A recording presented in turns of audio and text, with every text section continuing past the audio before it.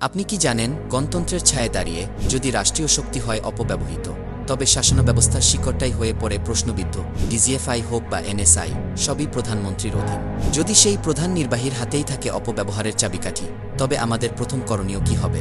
গুম, খুন, অপহরণ এগুলো কোনো দুর্ঘটনা নয়, বরং শক্তির ভুল ব্যবহার। আমি শুধু আমার বাবাকে ফিরে চাই। এর প্রতিকার শুধু বাহিনী সংস্কারে নয়, প্রথমে লাগবে রাজনৈতিক সংস্কার। আজ অবধি কোনো দল গ্রহণ করেনি বাস্তবমুখী সংস্কারের রূপরেখা। এই অবস্থায় যতই বাহিনী সংস্কারের কথা বলা হোক, ফলাফল শূন্য। আর একটা কথা পরিষ্কার করে বলা দরকার, সশস্ত্র বাহিনী কোনো বেসরকারি কোম্পানি না, যে ভুল হলে শুধু আর্থিক ক্ষতি হবে। সেনাবাহিনীর ভুল সংস্কার দেশের স্বাধীনতা, সার্বভৌমত্ব আর সাহসী সেনাদের জীবনের সাথে সরাসরি সম্পর্কিত। তাই যারা সশস্ত্র বাহিনীকে পরামর্শ দিতে চান, তাদের থাকতে হবে গভীর সামরিক জ্ঞান, অভিজ্ঞতা আর একান্ত শ্রদ্ধাবোধ। কারণ এই বাহিনী আমাদের গর্ব, আমাদের প্রাচীর। একটি শক্তিশালী রাষ্ট্র গড়তে চাইলে প্রথমেই চাই নেতৃত্বের জবাবদিহিতা। না হলে সবই শুধু কথার কথাই থেকে যাবে। ভুল জায়গায় সংস্কার নয়, ঠিক জায়গা থেকে শুরু হোক জবাবদিহির পথ।